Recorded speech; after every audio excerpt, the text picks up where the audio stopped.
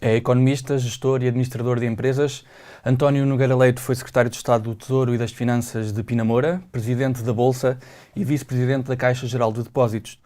Membro do Conselho Nacional do PSD entre 2008 e 2011, é hoje professor catedrático da Nova e administrador não executivo da Hipogés e da EDP Renováveis.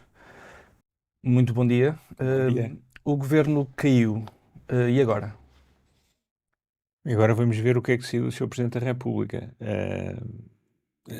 Basicamente, não sendo eu constitucionalista, espraiando-me um bocadinho por terrenos constitucionais, com o risco assumido, há basicamente duas hipóteses, que é, como aliás a nossa história constitucional mostra, desta República, que é ou, havendo maioria absoluta do Partido Socialista, pedir ao Partido Socialista que indique outra pessoa para o lugar de Primeiro-Ministro, dado que aceitou a admissão do Primeiro-Ministro ainda em exercício, ou dissolver a Assembleia e ir para eleições antecipadas. Havia alternativas, que era um governo de iniciativa presidencial, mas, enfim, conhecendo a situação em que vivemos e conhecendo os protagonistas e o protagonista principal neste momento, que é o Presidente da República, não o estou a ver, francamente, a correr o risco de tomar um governo de iniciativa presidencial, que também não seria muito compreensível, porque os que tivemos, enfim, nos anos 70, tinham a ver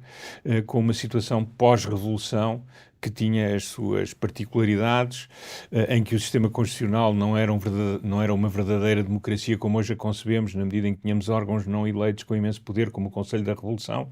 Tudo isso, felizmente, foi ultrapassado em 82 e depois, e, portanto, penso que essa solução era uma solução que às vezes as pessoas falam, mas que não tem, do meu ponto de vista, grande sentido.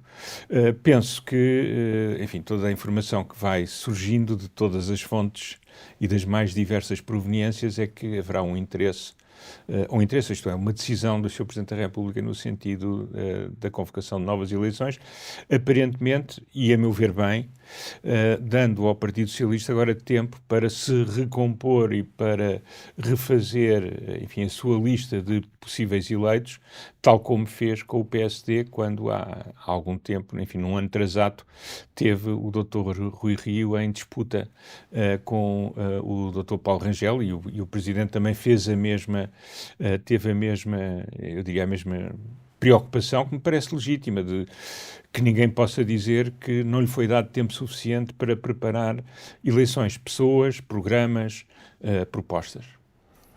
Este cenário de incerteza que vivemos, europeu e mundial, com a inflação ainda a descer, mas ainda alta, estagnação económica em perspectiva, subida dos preços do petróleo, a guerra, os juros do BCE, com todo este cenário, a instabilidade nacional que está a ser acompanhada pelas instituições europeias, Ursula von der Leyen e Charles Michel estão a acompanhar, pode significar o quê para Portugal? Eu acho que para Portugal, enfim, não vejo grande, até às eleições, não vejo grande diferença relativamente a uma outra situação. É evidente que já estamos num ambiente, como disseram e bem, de enorme incerteza, porque há questões muito objetivas, que é uma guerra na Europa, na Ucrânia, por invasão de um país que tem revelado que talvez não tenha apenas aí as suas ambições de expansão, e desde 1945 nós não tínhamos projetos tão declaradamente expansionistas na Europa, portanto é um risco grande que não acaba na guerra da Ucrânia. Temos a questão do Médio Oriente, que é uma questão que tem muitos anos, mas que está agora num momento de particular perturbação e com implicações nos países europeus como nós não tivemos nas crises anteriores. Portanto, as pessoas não falam muito, mas eu acho que não nos podemos esquecer que a repercussão do conflito do Médio Oriente nas principais capitais e em muitas cidades da Europa e também dos Estados Unidos nunca teve as repercussões que está a ter agora. E do ponto de vista da preservação da estabilidade e da paz na Europa, eu acho que as pessoas que são, enfim, especialistas na área da segurança deviam de olhar para isso com alguma atenção. Eu sei que são temas que estamos proibidos pela extrema-esquerda de referir, mas eu acho que quem de direito deve estudar o assunto, porque não é normal que, por exemplo, apoiantes enfim, da Palestina, e não só da Palestina, alguns declaradamente apoiantes do Hamas, interfiram como se viu em Londres, com cidadãos britânicos que têm outras preferências. Portanto, estamos a atingir um nível de agressividade nas ruas e de trazer para dentro de nós um conflito que é muito preocupante, até pela sua dimensão humanitária, mas que não é um conflito europeu, ao contrário da Ucrânia, que é um conflito europeu, e vejo isso com alguma preocupação, porque não para agora, mas para as próximas décadas. E eu acho que devíamos todos refletir um bocadinho sobre isso, libertados de toda a xenofobia, libertados de toda, enfim, preocupações menos positivas, mas olhando objetivamente para os factos e percebendo que a Europa, para continuar a ser um sítio atraente, tem que ser um sítio seguro. E, portanto, não pode ser o sítio para onde se faz a translação de todos os conflitos que lhe estão na proximidade. A Europa tem que ajudar a que esses conflitos não existam, tem que ajudar a mitigá-los, mas também tem que poder garantir a paz, que é, digamos, o grande projeto comum desde 1945. Esse aspecto eu acho que preocupa-me um pouco e deveria ser analisado numa perspectiva não do agora, mas do longo prazo. Como é que nós podemos, de facto, ter uma Europa coesa na sua diversidade e na diversidade que naturalmente vai ter de ter. Portanto, estes dois aspectos são muito grandes. Agora, Portugal, eu acho que neste momento eu estou mais preocupado, eu acho que os analistas que efetivamente conhecem Portugal estão mais preocupados com as soluções que possam surgir após as eleições do que neste período de instabilidade. Porque, repare, é um período com um governo que ainda está em funções e que não vai agora, nos próximos meses, destruir aquilo que tem sido o seu principal feito na perspectiva das preocupações dessas pessoas, que são aquilo que é uma política orçamental, sobre as quais eu tenho algumas críticas, mas que efetivamente tem a preocupação de contas equilibradas, de uma redução da dívida. Portanto, essas pessoas não se foram embora, ainda lá estão, e agora não têm nenhum mandato político para alterar a sua posição. Portanto, eu acho que isto vai continuar a acontecer. Eu acho que a preocupação tem mais a ver com as soluções que podem surgir a seguir. E eu acho que essa é, de facto, a grande preocupação que eu, como cidadão, como investidor, e os estrangeiros, quer os investidores, quer os políticos, devem ter, não é? Os outros aspectos, como, por exemplo, aquilo que preocupa, ainda o comissário Didier Reynders falou sobre isso, o que preocupa em Espanha não preocupa em Portugal. Em Portugal não há uma questão de subversão do Estado de Direito. Não me parece que haja uma questão como em Espanha de total controlo do principal agente fiscalizador do direito na sociedade, que é a Fiscalia Espanhola, é um equivalente vago, que não é próximo, não é igual à nossa Procuradoria, que está claramente politizada neste momento. E daí as preocupações da Europa. Parece que estamos a ver a construção de uma nova Polónia ou de uma nova Hungria ou de uma nova Eslováquia no Ocidente europeu. Portugal não é uma preocupação por aí, longe disso. Quer dizer, nós podemos ter muitas dúvidas sobre tudo o que se está a passar, mas não há, de facto, a Europa não tem essas dúvidas. E eu também não as tenho. Agora, o que penso que é aqui relevante é o que é que poderá acontecer a Portugal mais à frente, não é? Isso é, de facto, uma preocupação que nós legitimamente temos e que se ficar claro a partir de certo momento que é uma solução, enfim, com risco adicional, o capital é móvel. Portanto, o que estava para vir pode não vir, algum do que está pode-se ir embora. Como já se viu, também o fator trabalho é crescentemente móvel, sobretudo o qualificado, mas o não qualificado também. Portanto, enfim, eu vejo com alguma preocupação os resultados desta crise. Não partilho a priori, também porque eu não sou, tremendamente otimista.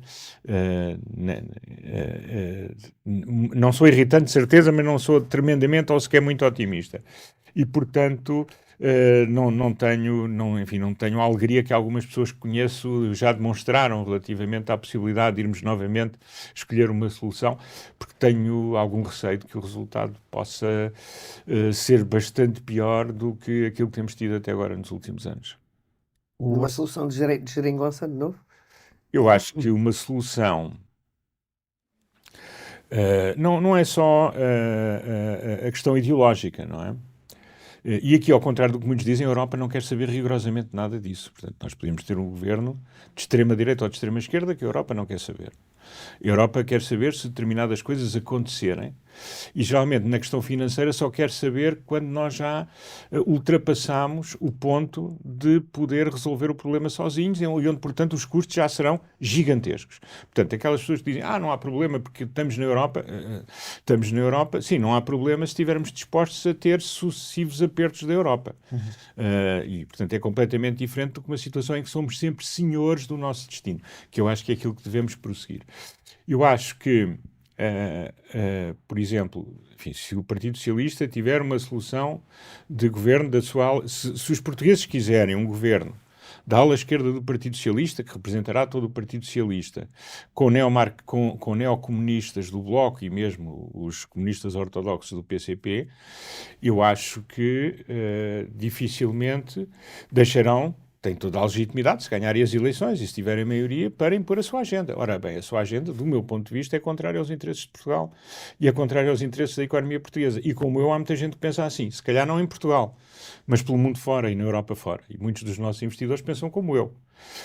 Muitos dos criadores de emprego pensam como eu. Quer dizer, se eu posso criar emprego na Grécia ou em Itália ou noutras zonas, para que é que eu vou correr o risco de uma apropriação do resultado dos meus investimentos e do meu trabalho num regime que eu não sei muito bem onde é que vai desembocar? Quer dizer, essas coisas acontecem naturalmente. Por alguma razão, a economia espanhola, que é uma economia muito mais pujante, ou que era muito mais pujante e onde há muito mais capital, muito mais liquidez que em Portugal. Em Portugal a liquidez é a liquidez da dívida. Em Espanha há capital a sério. Porque é que a Espanha é o último país da zona euro a chegar aos níveis em que estava em 2019. Porque é que a Espanha tem uma performance económica tão má, apesar de ter tanto capital disponível de decisores espanhóis. É exatamente porque as condições de funcionamento da economia e as perspectivas quanto à segurança dos investimentos são bastante piores do que tem sido em Portugal. Porque é completamente diferente um governo de maioria do Partido Socialista presidido pelo Dr. António Costa ou um governo dos que já não são tão jovens, mas que foram chamados de jovens turcos, com o apoio dos neomarxistas do Bloco e dos comunistas ortodoxos do PCP. Estamos a falar de uma coisa que nós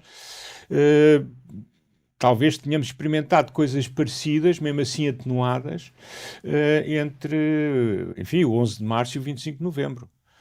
Portanto, ter isso institucionalizado por escolha dos portugueses seria a primeira vez, mas eu admito que não é impossível. Estamos a falar de Pedro Nuno Santos, claro. Obviamente. Que é uma pessoa encantadora, mas que é um político perigosíssimo. O Orçamento de Estado para 2024 foi aprovado na Generalidade. Acha que tem alguma esperança de vida com este cenário de eleições? Alguma coisa que ainda possa sobreviver ou realizada até à dissolução? Agora, isto depende muito daquilo que for decidido por estes dias, não é? Porque se me pergunta se o país morre sem aprovação do orçamento, não morre. Se me pergunta se o orçamento...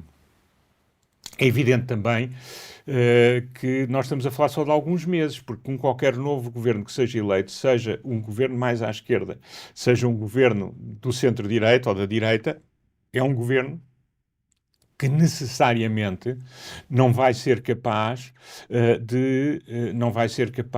ou não vai querer, aliás, concretizar este orçamento. Portanto, ao fim e ao cabo, estamos a falar de meio dúzia de meses. Exceto se for o PS de novo. Se for o PS sozinho, mas o PS sozinho não vai. E mesmo um PS com Pedro Nuno Santos não vai aceitar este orçamento. Vai querer fazer outras coisas. Quer dizer, vai querer ser consistente com a sua visão da sociedade e a sua visão do papel do Estado. E, portanto, eu acho que toda esta coisa... Os empresários têm sempre esta preocupação com os orçamentos e eu não percebo onde é que este orçamento é assim tão importante, porque ele vai durar pouco tempo. Seja qual for a solução posterior, não vai haver um governo socialista de centro-esquerda. Não vai.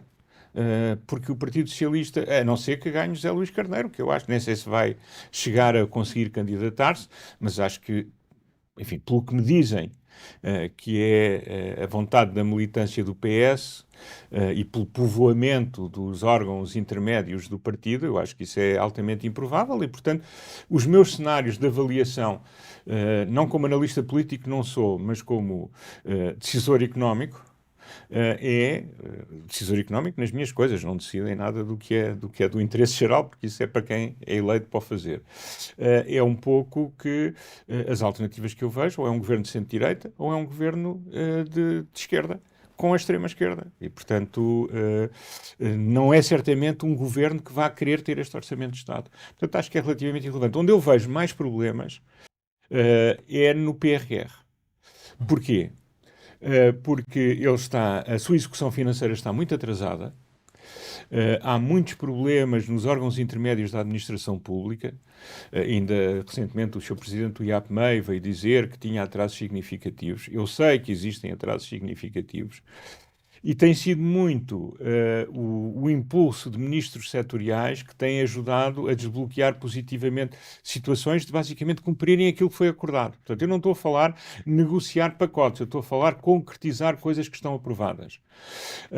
Portanto, onde não há aqui decisão discricionária nenhuma. É ou as coisas estão bem e pagam-se, ou as coisas não estão bem e têm que ser revistas. Mas há muita gente neste momento a praticar aquilo a que o meu pai chamava no passado processos ativos de não decisão. Portanto, e isso está-se a repercutir nas empresas. É evidente que, deixando de haver governo, isto vai durar mais tempo. Ora, parte dos executantes do PRR são IPSS e parte são associações, onde estão empresas, instituições universitárias, etc. Esses atrasos podem estrangular essas organizações. Portanto, isso preocupa mais, e algumas empresas também. Portanto, isso preocupa mais que os adiantamentos que os privados ou as IPSS ou até associativos fizeram ao Estado e que agora o Estado estava a demorar a reembolsar. Se continuar a demorar ou se demorar ainda mais, eu acho que pode pôr problemas de liquidez importantes, não só se atrasa e se limita a possibilidade de aproveitarmos a totalidade do pacote, partindo do princípio que ele termina em 2026, como tem sido sempre anunciado, como também pode, ao longo de 2024, pôr alguns problemas de liquidez que eram desnecessários. Se tudo funcionasse adequadamente em algumas organizações. Estou muito preocupado com as IPSS e com as associações que são mais frágeis do que as empresas. Uma empresa para ganhar enfim, eu acho que uma empresa são validadas na sua capacidade financeira, na robustez dos seus capitais, e, portanto, aí, em princípio, poderá haver problemas, mas estou muito preocupado nas IPSS. Os últimos 2 anos, quase 2 anos, com um governo de maioria absoluta que sempre sublinhou que iria ser um governo estável, foram cheios de casos e casinhos, instabilidade profunda, incapacidade de concretização de reformas ou tomada de decisões. Isto descredibiliza mais o PS ou a governação? Eu acho que temos aqui um problema que vai para além do PS. É evidente que o que tem estado em causa nos últimos anos é o PS, porque o PS é que governa. Mas vamos ver, e isso era um apelo que eu também faria às pessoas das outras forças políticas, era que tivessem a certeza que os seus candidatos não venham depois a ser surpreendidos da mesma maneira que o governo do PS foi. Ou seja, as pessoas não estão a começar a sua vida política e profissional neste momento, não é? Aliás, se estivessem, seria uma imprudência absoluta deixá-los ir para o governo e elegê-los. Portanto, a única coisa que eu espero é que se façam verdadeiros exames de consciência, porque o escrutínio acrescido a que as pessoas estão sujeitas hoje não vai desaparecer. E eu não estou certo que isto seja um problema unicamente de algumas pessoas do Partido Socialista. Acho que é muito mais transversal. Temos visto isso nos outros países, temos visto isso em Portugal. E, portanto, eu penso que há uma clara descredibilização da classe política, o que é muito negativo. Mas penso que, embora os piores casos sejam do Partido Socialista, eu nunca tomei uma posição clubística nesta matéria e acho que todos têm o dever de consciência de examinar se estão em condições de poder candidatar-se ou de ser governo. Porque o que aconteceu é muito grave. E se volta a acontecer, eu acho que aí, quer dizer, o nível de confiança, todos os inquéritos mostram, da população em Portugal com os políticos é baixo. Se temos uma sucessão de X em X anos, temos um caso, embora eu acho que este caso, pelo que é conhecido, é um caso obviamente politicamente muito importante, mas do ponto de vista da minha apreciação subjetiva, individual e com a informação que é pública apenas. Não me parece ser um caso tão grave como aquele caso em que circulavam milhões entre empresários, amigos, titulares de cargos políticos. Este caso parece-me ser um caso certamente grave, a confirmar-se tudo aquilo que está, e do ponto de vista político, absolutamente bombástico. Portanto, o Primeiro-Ministro tomou a decisão digna, a decisão que eu esperaria de uma pessoa enfim, com sentido de responsabilidade. Acho que esteve muito bem. Agora, se voltar a ter casos destes no futuro, a partir daí eu acho que vai ser preciso reconstruir muita coisa. É a falência do sistema. Eu acho que pode ser a falência do sistema. E, portanto, era importante que quem, de um lado e do outro, e, portanto, eu não estou aqui a pensar em nada em concreto, mas de um lado e do outro, que as pessoas façam bem o exame de consciência sobre o seu passado, se querem candidatar a nos representar a todos. Este é um governo de maioria absoluta que cai por um caso de corrupção. Acha que o país vai penalizar o PS por isso, ou pesa mais a maior carga fiscal de sempre, as dificuldades que famílias e empresas atravessam? Quer dizer, nós temos um país que temos que ter em conta várias coisas. Temos que ter em conta que temos um país que tem gerações mais velhas, muito pouco letradas, e que isso tem consequências nas suas escolhas políticas, ou na sua capacidade de discernir. Temos gerações mais antigas e gerações mais novas, muito iletradas financeiramente. E isso tem consequências nas decisões dos mais velhos e dos mais novos. Temos uma fuga dos nossos mais capazes, que já tem uns 10 anos e que nunca desapareceu e que se tem reforçado nos últimos tempos, o que faz com que o perfil sociológico entre os mais novos, dos que vão e dos que ficam, também tenha consequências eleitorais, porque já estamos a falar em centenas de milhares de pessoas que saíram ao longo deste tempo todo. E, portanto, eu penso que vai depender muito da capacidade, de parte a parte, de convencer os portugueses,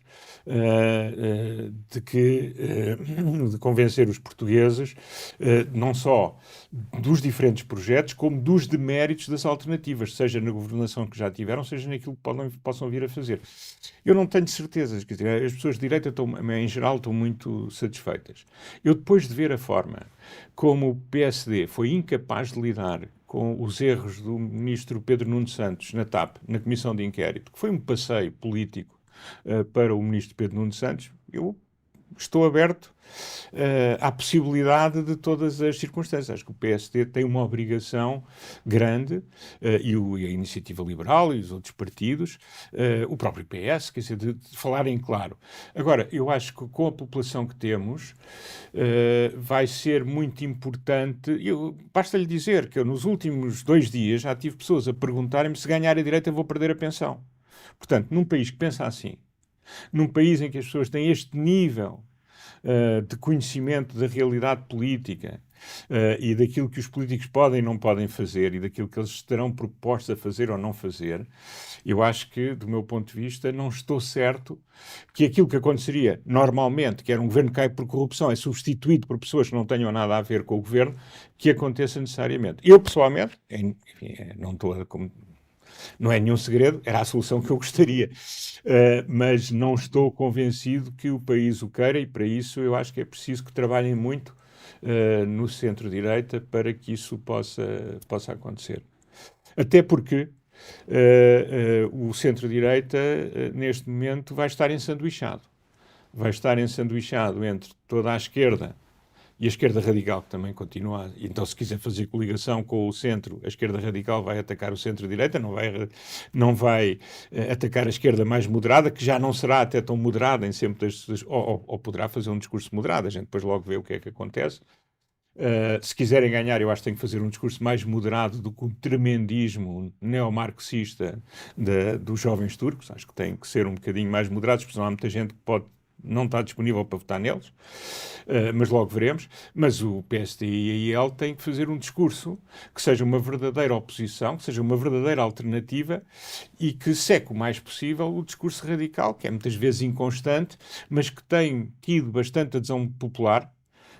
Isto eu não estou a fazer análise normativa, estou a fazer análise positiva, do meu ponto de vista, infelizmente, de um discurso muito mais descoordenado na extrema-direita, que tem crescido também por inépcia do centro-direita. E eu acho que, portanto, o desafio para o centro-direita é muito grande. Se as pessoas acharem que, porque eles queiram corrupção, eu vou ganhar de certeza, podem ter uma surpresa desagradável para eles e para nós, para mim e para outros portugueses que pensam como eu e que não gostariam de ter um governo de esquerda radical à frente do país nas circunstâncias em que a Europa e o mundo estão. Mas tendo em conta o cenário que temos atravessado e que temos nas ruas, na saúde, na educação, na habitação, há uma série de problemas que foram sendo agudizados nestes últimos 8 anos de governação socialista e boa parte deles até de geringonça, e portanto não haverá uma certa desilusão à esquerda e uma noção de que já ninguém é capaz de resolver estes problemas, ou seja, poderia isto facilitar uma solução em que PS e PSD sejam forçados a sentar-se à mesa e construir uma solução? Eu não tenho nada contra isso. É evidente que eu não sou participante nessas coisas, portanto não venham dizer o homem está interessado porque seria... Não, a minha vida é outra, tenho outra idade, já não tenho nada a ver com isso. Também, por outro lado, era muito novo e na parte final do tempo nem sequer vivia em Portugal, quando houve o tenebroso governo do Bloco Central, que eu ainda estou para perceber qual é que eram os casos extraordinários de corrupção que aconteceram nessa altura e que depois não se repetiram no futuro. E, portanto, ficou sempre nos nossos comentadores. Era muito diferente, não é? A situação era muito diferente. Hoje em dia temos pulverização à esquerda, pulverização à direita. Não, eu sei, mas eu percebo isso, mas o que eu estou a dizer é ficou sempre este anátema de que os partidos do centro não podem falar uns com os outros. E não podem coligar sem nada. Quer dizer, podem fazer pactos de regime, são umas coisas que não servem para nada, mas que ficam muito bem aos comentadores propor. Não conheço um pacto de regime que tenha funcionado ou que tenha sido útil para o que é que seja. Portanto, e vamos com esta lenga-lenga há séculos. Agora, eu acho que a classe dos comentadores e dos analistas políticos já liquidou essa possibilidade, que eu não acho que seja uma possibilidade má por definição. Depende das pessoas, do que estamos a falar, da situação em que estamos. Eu acho que estamos cada vez mais a pensar em confrontos esquerda-direita. E se pensarmos, por exemplo, num governo, agora não estou a falar em formações de governo, mas estivemos a falar num governo do Partido Socialista liderado pelo tipo de pessoas que o têm liderado até agora. Eu não estou a falar em termos de qualidades morais, estou a falar em termos de visão política. E se tivermos os governos do PSD... Na maior parte dos casos há uma interseção grande de políticas e até estão a acordo em muitas coisas. E às vezes o desacordo é mais fictício do que verdadeiro.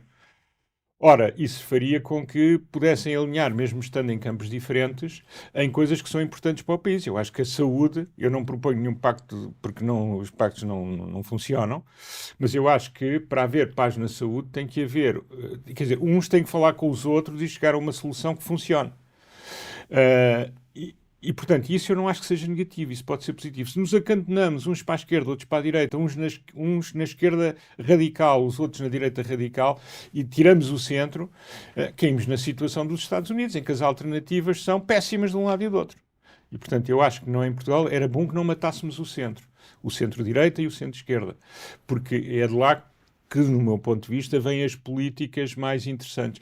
Quando eu digo isto, por exemplo, numa rede social, eu sou atacado pela extrema-direita e pela extrema-esquerda imediatamente. Dizem, é o centrão, são os negócios, são os interesses.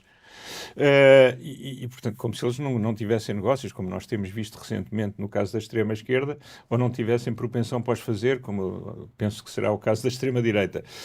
Mas põe sempre nesta posição de que o país está mal por causa do centrão. Não, o país está mal por causa de más políticas originadas, muitas delas ao centro. Mas o centro também pode trazer boas políticas. Porque é que a Alemanha é um país desenvolvido, ou a Suíça é um país desenvolvido por ter seguido políticas radicais, ou os nórdicos são desenvolvidos, ou a Holanda por terem seguido políticas radicais? Não, nem de direita nem de esquerda. Foram conduzidos basicamente ao centro. Umas vezes mais ao centro-direita, outras vezes mais ao centro-esquerda. E, portanto, pôr o anátema do pântano nos moderados, porque alguns auto-intitulados moderados criaram situações pantanosas, eu acho que é um anátema fácil de fazer, mas também fácil de desmontar. E por isso, penso que era bom que houvesse algum diálogo, mesmo que as pessoas queiram trabalhar isoladamente. Era bom que houvesse algum diálogo, mesmo que queiram trabalhar isoladamente. E por acaso, eu acho que do ponto de vista... Acho isso muito mais possível com uma pessoa com a personalidade de Pedro Nuno Santos do que depois com os seus companhões da extrema-esquerda, não é? Que têm uma visão confrontacionista com o resto do país e com todas as soluções, que não gostam das instituições europeias, que conseguem ter um discurso pró e contra a União Europeia ao mesmo tempo, que questionam o nosso papel na NATO. O que é que vai acontecer a Portugal na NATO com o governo de extrema-esquerda? Quer dizer, o Sánchez tem dito tudo e o seu contrário, continuado com a Espanha na NATO, mas como é que vai ser cá? Tudo isto é relevante. Não é? Mas tendo em conta os temas que preocupam as tais pessoas que acabam por votar, portanto, saúde, educação, habitação, é possível resolver estes temas tendo em conta a nossa dependência extrema nas decisões dos orçamentos do Estado, por um lado. Portanto, as decisões não são tomadas a médio e longo prazo, as coisas não continuam a funcionar sem o orçamento do Estado. E, por outro lado, com esta incapacidade de se criar uma maioria, porque é esta a realidade que temos à frente, moderada ou dialogante ao centro. Eu acho que isso é um grande problema, por isso é que eu tenho medo e por isso é que eu não estou eufórico com o que aconteceu. Porque os problemas vão se agravar, a demografia joga contra nós, o Sistema Nacional de Saúde, se nós mantivermos sem nenhuma reforma importante, aumentemos ou não aumentemos os médicos, é evidente que isso para os médicos é muito importante e para o funcionamento a curto prazo é muito importante, mas se só fizermos isso, vamos ter problemas à frente. E não há o gestor mágico, porque uma coisa é gerir São João, outra coisa é gerir um sistema gigantesco, muito mais complexo e com muito mais restrições do que apenas um hospital, não é? Estamos a falar em coisas que são incomparáveis, mas pronto, as pessoas têm que começar em algum lado. Agora, eu tentando separar os assuntos, primeiro aspecto, a demografia vai nos prejudicar. A demografia também vai criar um problema adicional do ponto de vista social, que nós não temos resolvido mal, mas que não está muito visível, que é o que fazemos com as gerações mais velhas. As gerações mais velhas sofrem em silêncio, porque nós não temos o apoio à terceira idade, nomeadamente aos super séniores, que muitos países têm. As pessoas não têm acesso a lares dignos, todas elas. A maioria não tem. As famílias têm dificuldade em tratá-las. Os que existem são muito caros para a maioria das pessoas. O Estado não tem resolvido, nem tem ajudado a resolver essa situação. Muitas vezes as organizações que o gerem também não são capazes do ponto de vista da gestão. Nós não podemos achar que todas as IPSS que ajudam, e muito nisso, são paradigmas de gestão de norte a sul. Algumas são, muitas não são. Portanto, temos aqui um problema adicional. A isso acrescenta as baixas reformas que as pessoas que se vão reformar daqui para a frente vão ter por comparação com os que se reformaram até agora. Portanto, temos aqui o enquadramento é de degradação. Portanto, é um enquadramento muito difícil. Agora, não podemos resolver só com dinheiro. Veja o que se está a passar, por exemplo, com o Serviço Nacional de Saúde. O Serviço Nacional de Saúde, de acordo com o Orçamento de Estado, se aplicarmos o Orçamento de Estado em vigor, vai crescer 70% na despesa entre 2015 e 2024. Nós não podemos continuar a fazer isto. E está melhor? Não está pior, até tem uma oferta mais reduzida. Portanto, nós vamos precisar aqui realmente de fazer uma reforma. O Sistema Nacional de Saúde não é sustentável. Eu acho que a maior parte das pessoas, eu acredito que tem que ser um pilar central do nosso sistema de saúde. Nós não podemos deixar que o Sistema Nacional de Saúde acabe que é o que acontece se não fizermos nada, com uma saúde a que os pobres têm acesso. E ficar doente passa mesmo para os que têm dinheiro, passa a ser, enfim, a forma mais rápida de alguém se descapitalizar. Portanto, isso não pode acontecer. Eu acho que o mercado em si não resolve o problema, portanto, precisamos de uma solução integrada, mas essa solução tem que ser muito mais discutida. E não vejo ninguém falar disso de uma forma credível, com projeções a médio prazo que sejam consistentes, porque andamos sempre a fazer análises parciais e se resolvermos isto melhora. Não, eu quero ver como é que o conjunto funciona. Porque eu não posso continuar em cada 8 anos a gastar 70% mais. Eu sei que em termos reais é menos, mas em termos reais ainda é um aumento muito substancial e está pior. Portanto, quer dizer, essa é uma questão que é importante. A outra questão é um aspecto que eu acho que todos os governos têm culpa. O Estado tem que ser reformado. Eu não posso ter as escolas geridas da maneira que são. Eu não posso ter os professores a comprarem luzes para pôr nos projetores, porque se pedirem à escola que substitua a luz fundida, ela vai demorar 3 meses porque não tem dinheiro. Quer dizer, isso é ridículo. O dinheiro que nós gastamos como país na educação pública tinha que dar origem a pessoas mais satisfeitas e a instituições a funcionar melhor. Mas para isso, se calhar, eu também tinha que fazer uma gestão de carreiras muito mais aproximada do desempenho e do interesse e menos dependente da simples passagem do tempo. Nós temos um regime, como eu digo um bocado abusivamente, que é um regime, o nossa tradição é um regime militar, quer dizer, as pessoas, a idade é um posto, as pessoas vão sendo promovidas porque vão ficando mais velhas. Ora, não deve ser assim. Deve poder haver pessoas novas muito boas a serem promovidas muito mais depressa do que pessoas mais velhas que sejam muito piores ou menos interessadas.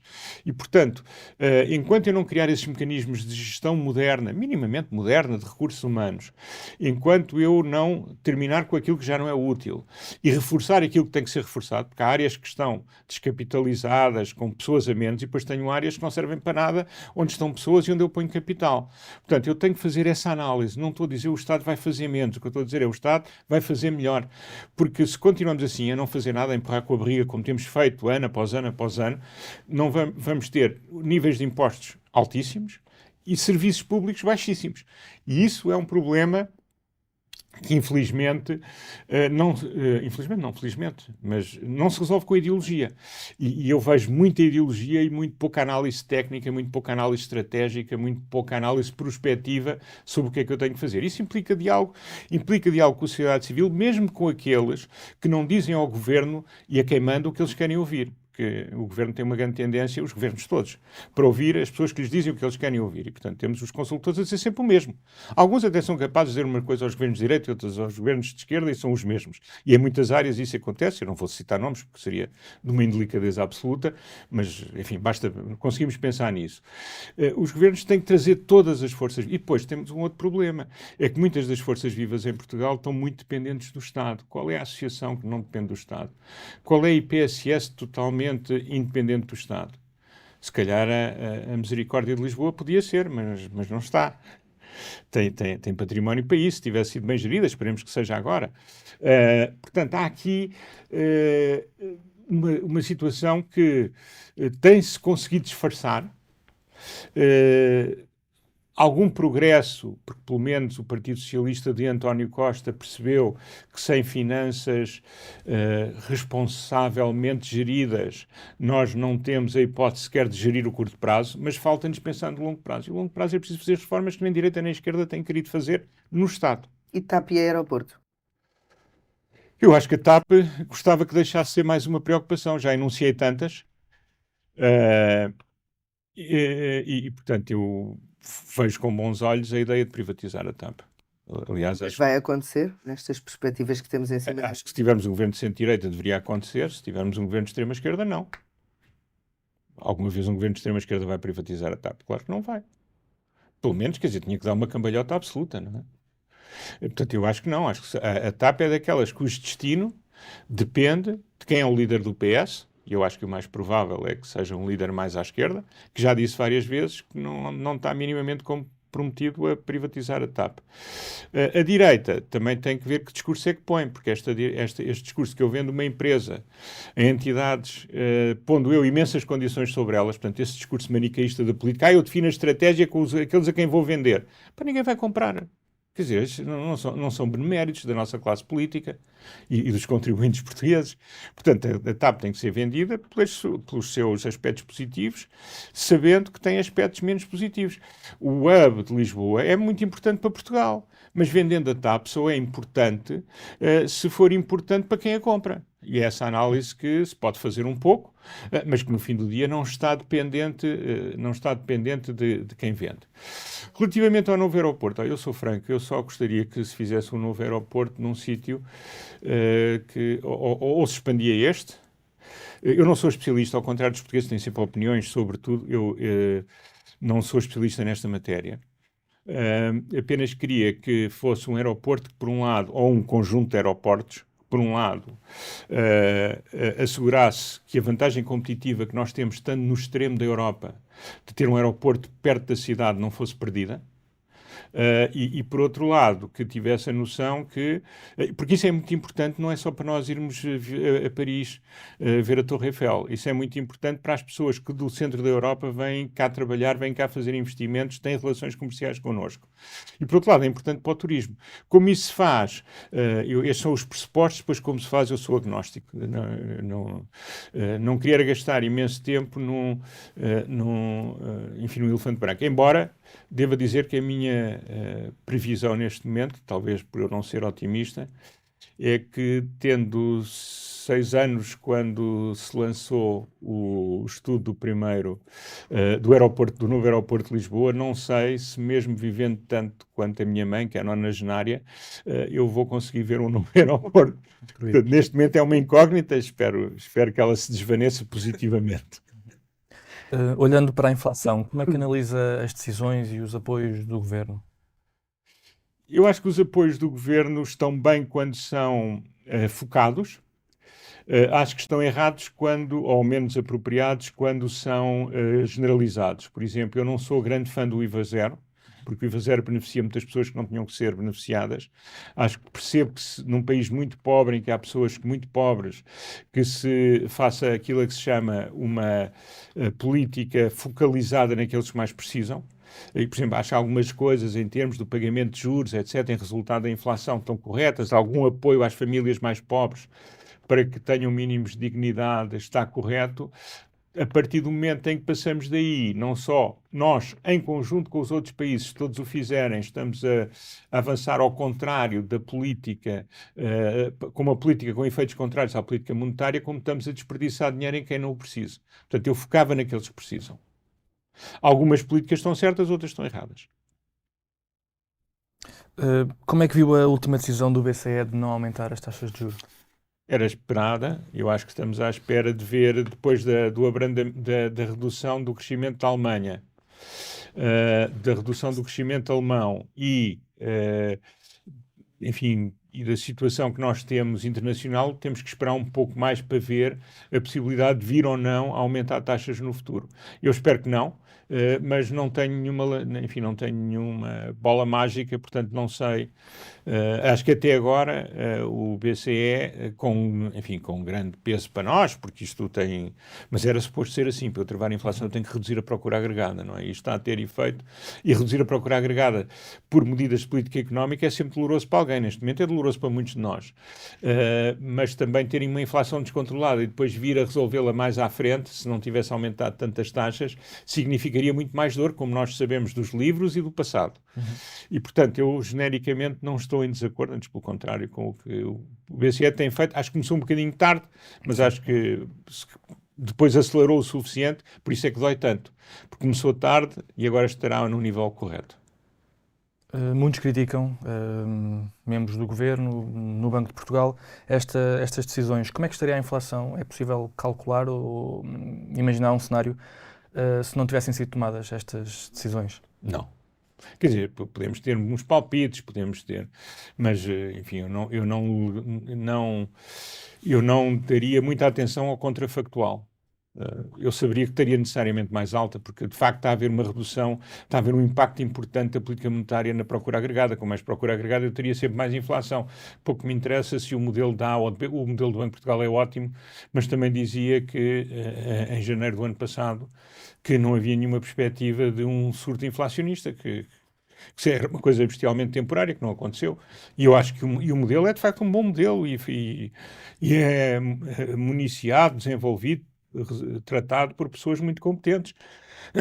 Agora, para mim é óbvio, para todos os economistas que estejam a falar de economia e não de política, com uma procura agregada a crescer mais, com menos restrições do que atualmente por via da política monetária, nós tínhamos necessariamente mais inflação. E o problema é a partir do momento em que nós não a conseguimos controlar sem medidas drásticas. Isto não é uma medida drástica, é uma medida dolorosa, mas não é drástica. Acredita que o PSD de Montenegro consegue chegar ao poder? Depende. Uma coisa é se eu gostaria, sim. A outra coisa é se eu acredito. Eu acho que depende da capacidade que tenham de fazer duas coisas.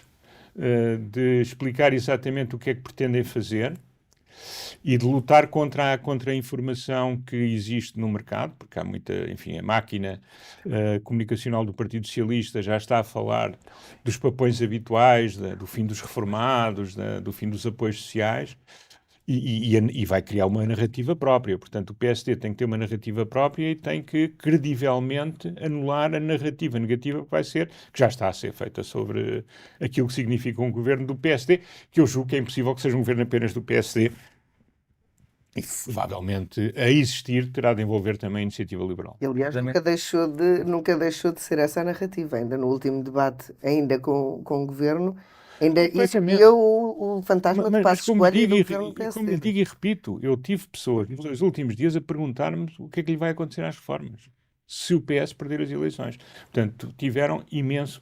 Eu não posso ser muito isto, porque os laranjinhas, em geral, zangam-se comigo quando eu digo que eles não foram muito bons na comunicação. Uhum. E, portanto, não quero repetir, já disse, já paguei por isso, não quero voltar a dizer. Embora eu tenha acabado de ser. Voltou a falar-se invariavelmente de um eventual governo de direita com a participação ou apoio do Chega. Acredita que com Luís Montenegro o não a André Ventura é mesmo não? Quer dizer, é assim, eu acho que quando uma pessoa diz que não com aquela veemência, eu acho que só alguém do PS é que teria a possibilidade de ter o beneplácito da maioria dos comentadores para dizer que não e depois dizer que sim. Eu acho que o Dr. Montenegro está amarrado àquilo que disse, porque a maioria das pessoas que fazem política em Portugal comentando não lhe perdoariam. Eu acho também que não vejo como é que é possível, mas isto agora é uma opinião extremamente pessoal, que só me vincula a mim, que aliás não tenho nenhuma posição relevante em nenhum sítio, do Estado ou dos partidos, não vejo como é que é possível governar ou ter acordos para governar com alguém que tem opiniões tão distintas ao longo do dia como é o líder do Chega, não é? É certamente uma pessoa brilhante, muito inteligente, mas que também sofre de uma grande instabilidade opinativa. E, portanto, governar nas condições difíceis em que estamos implica ter linhas mestras, segui-las, seja qual for o lado do vento. E por isso vejo isso e vejo algumas políticas do Chega com as quais, mas isso é a minha opinião como eleitor, eu depois lá farei o meu julgamento, mas acho que achando eu que fomos longe demais ao não discutir uma série de coisas. Eu acho que uma coisa é não discutir os assuntos, outra coisa é ter uma opinião xenófoba sobre determinadas realidades que me possam preocupar, e eu acho que o Chega não tem sido capaz de ter uma opinião aceite por alguém que seja moderado como eu. Para terminar, sobre a crise política desta semana, como é que explica que Montenegro tenha demorado tanto tempo a reagir, mesmo já depois de conhecida a admissão de António Costa? Demorou quase 12 horas. Não faço ideia. Não faço ideia dos mecanismos atuais do PSD. Ele pode ter querido ouvir as pessoas todas. Eu acho que também tem um respeito não necessariamente muito correspondido com o órgão Presidência da República e, portanto, eu acho que esteve à procura de sinais, mas não, isto é uma mera especulação, não tenho base para justificar.